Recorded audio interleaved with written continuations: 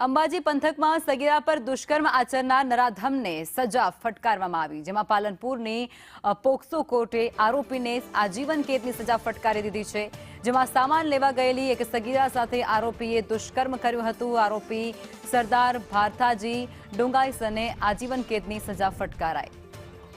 સંવાદદાતા ધવલ અમારી સાથે જોડાઈ ગયા છે। ધવલ, દુષ્કર્મ આચરનાર આરોપી જેને અત્યારે કોર્ટે સજા ફટકારી દીધી છે, વિગતો શું?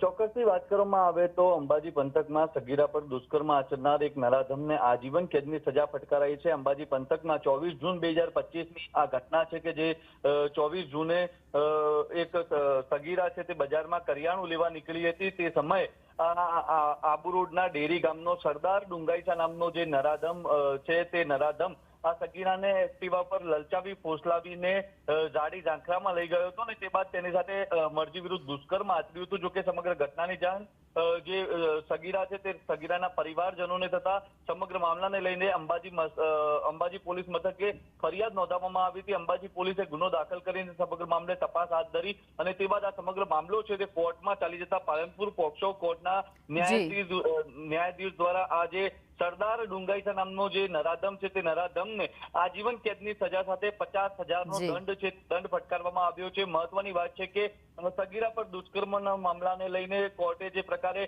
કાર્યવાહી કરી છે, નરાધમ આરોપીને જે પ્રકારે કેદની સજા ફટકારી છે તેને લઈને અત્યારે તો જે લોકો છે તે લોકો પણ આ નરાધમ પર ફિટકાર વરસાવતા જોવા મળી રહ્યા છે। જી, આભાર આપ જોડાયા તે બદલ।